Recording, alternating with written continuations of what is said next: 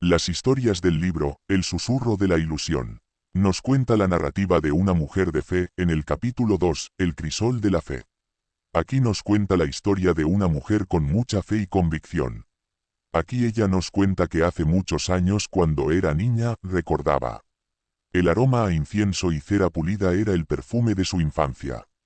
Para la pequeña Ana, el mundo no se extendía mucho más allá de los muros de la parroquia de San Miguel Arcángel, ni del ritmo tranquilo de las campanas que marcaban las horas. Creció en el regazo de una fe inquebrantable, arrullada por los salmos y las historias de santos. Sus padres, devotos hasta la médula, le enseñaron que la vida tenía un propósito divino, que cada alegría era una bendición y cada dolor, una prueba de un amor más grande. Ana no solo creía, sentía la presencia de Dios en la caricia del sol matutino y en el murmullo de las oraciones de su abuela. No hubo un momento dramático, una epifanía cegadora. Su vocación fue un lento amanecer, una certeza suave que se asentó en su corazón. A los 18 años, con la misma naturalidad con la que los ríos fluyen hacia el mar, Ana se convirtió en Sor Emilia. Su nombre, un eco de la humildad y el servicio, encapsulaba su anhelo, dedicarse por completo a la obra de ese Dios que sentía tan real, tan presente. Quería ser sus manos en la tierra, su voz para los desamparados. Fue enviada al orfanato del Buen Pastor, un edificio antiguo pero lleno de vida, anidado en el corazón de un barrio humilde. Allí, rodeada de risas infantiles y el constante murmullo de pequeñas vidas en busca de amor, Sor Emilia encontró su propósito más profundo. No había tiempo para dudas ociosas. Cada día era una maratón de biberones, cuentos, pañales y consuelo. Los niños, despojados de todo, eran para ella la encarnación más pura de la vulnerabilidad y la promesa divina. En sus ojos brillantes veía la chispa de la creación, en sus pequeñas manos, la obra que Dios le había encomendado. Ella les enseñaba a rezar antes de dormir, a dar gracias por el pan de cada día. Les hablaba de un Padre Celestial que los amaba infinitamente, que nunca los abandonaría. Y ella misma creía cada palabra con una convicción tan profunda que no dejaba espacio para la fisura. La fe era el aire que respiraba, el cemento que unía cada ladrillo de su existencia. No había visto milagros grandiosos, pero veía la providencia en la donación inesperada de ropa, en la recuperación de un niño enfermo, en la sonrisa de un pequeño que recién aprendía a caminar. Estos pequeños milagros cotidianos eran suficientes. Eran la prueba. La noche del incendio, Sor Emilia se preparaba para el rezo de la noche, el aire ya cargado con el dulce sopor de los niños dormidos. El primer olor a humo la sacó de su contemplación. Luego, las llamas. Al principio, una pequeña chispa, una broma cruel, pensó. Pero en segundos, el monstruo anaranjado creció, devorando la madera vieja, lamiendo los tecos con una voracidad que desafiaba toda razón. Corrió, gritó, susurró oraciones desesperadas mientras guiaba a los más pequeños hacia la salida, sus diminutas manos aferrándose a su hábito. Dios mío, ayúdalos, sálvalos. Su voz, una vida entera dedicada a la alabanza, se había convertido en un ruego desgarrador, ronco y sin eco en el caos. Se arrodilló sobre el asfalto helado, las manos entrelazadas con tal fuerza que sus nudillos se tornaron blancos. Rezó como nunca antes, con la fe de una vida, con la certeza que le había sido inculcada desde la cuna. Pidió un milagro, un solo milagro, que el agua cayera del cielo, que las llamas se extinguieran, que una mano divina apartara el fuego. Pero el cielo permaneció negro, impasible, salpicado solo por el resplandor naranja y rojo del infierno que se desataba. Los bomberos llegaron, sus sirenas un lamento tardío, sus mangueras arrojando chorros de agua que parecían evaporarse antes de tocar las llamas. Era inútil. El orfanato, esa casa de esperanza, estaba condenado. Cuando la primera pared se derrumbó con un estruendo que sacudió la tierra, Sor Emilia sintió que algo dentro de ella también se desplomaba. No era solo el edificio, era la estructura de su fe, los cimientos de su convicción. Las promesas de protección divina de un Dios que nunca abandona a sus hijos ardían con la misma intensidad que la madera y el techo del orfanato.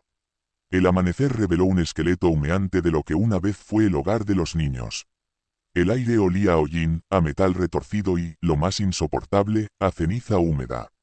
Los cuerpos, pequeños, carbonizados. Cada descubrimiento era una punzada brutal, una negación rotunda de todo lo que Sor Emilia había creído. Observó a los paramédicos cubrir un pequeño bulto con una manta gris. Podía ser Leo, el de los ojos grandes y risueños, o Clara, la niña que siempre le traía flores. El rostro de Sor Emilia, que siempre había irradiado una paz serena, se contrajo en una mueca de horror y desolación. Las palabras de consuelo que otros le ofrecían, están en un lugar mejor, la voluntad de Dios, le sonaban a blasfemia. Un lugar mejor. ¿Qué lugar podía ser mejor que la vida, que la risa de esos niños que ahora eran solo polvo? ¿Qué clase de voluntad divina era esta que permitía tal masacre de inocentes? En ese momento, al pie de las ruinas humeantes, Sor Emilia no sintió la presencia de un Dios amoroso. Sintió un vacío helado, una ausencia ensordecedora. La fe, que había sido su brújula y su consuelo, ahora era ceniza en sus manos. Y en esa ceniza, un susurro cruelmente claro comenzó a tomar forma. ¿Dónde estaba él? Estaba mirando. O simplemente no le importó.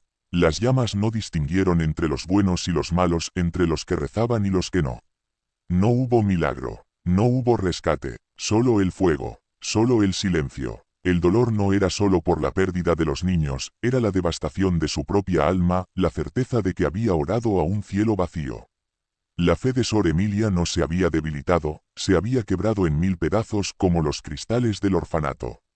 Y, en lugar de la luz divina, solo quedaban las sombras danzantes de las llamas y la fría e innegable verdad de un silencio divino que había permitido que los inocentes perecieran. El funeral fue un mar de caras conocidas, una letanía de lamentos y promesas de fe. Sor Emilia se movía entre ellos como un fantasma. Las palabras de consuelo rebotaban en el muro de su desolación. Dios los tiene en su gloria, decía el obispo con la voz ahogada por la emoción. Están con el Padre. Pero Sor Emilia solo veía la tierra removida, los pequeños montículos en el cementerio, y el humo todavía persistente en el aire, un recordatorio del infierno que nadie había extinguido. La congregación la miraba con pena, algunos con una reverencia mezclada con miedo, como si la tragedia la hubiera marcado con un estigma. Le ofrecían infusiones, oraciones conjuntas, la invitaban a descansar en el convento principal. Pero Sor Emilia solo anhelaba la soledad. La compañía de otros creyentes con su fe intacta se sentía como una tortura.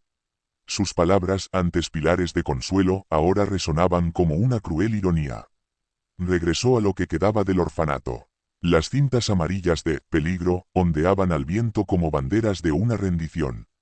Los bomberos se habían ido, dejando atrás el silencio sepulcral de la destrucción. Caminó entre los escombros, cada paso levantando polvo y ceniza. Donde antes estaba la sala de juegos, ahora solo había un hueco negro. Donde estaba el comedor, metal retorcido y ladrillos calcinados. Encontró un pequeño osito de peluche, chamuscado en un extremo, pero reconocible. Pertenecía a Clara, la niña que soñaba con ser bailarina. Lo apretó contra su pecho, sintiendo el pelo quemado raspar su piel. Clara había rezado esa noche, Sor Emilia lo sabía. Había escuchado sus susurros desde su cama.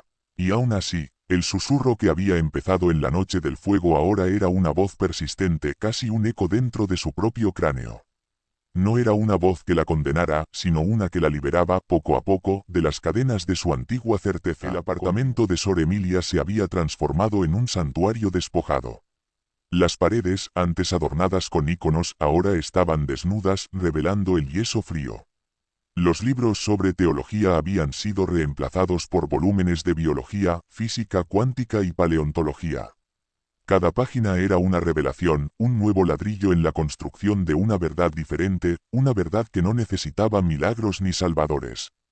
Pasaba horas sentada junto a la ventana, observando el ciclo ininterrumpido de la vida en el pequeño parque de abajo. Las hojas caían en otoño, se descomponían y nutrían la tierra para el brote de nuevas vidas en primavera. Los pájaros construían nidos, criaban a sus crías y luego, inevitablemente, morían, para ser alimento de la tierra.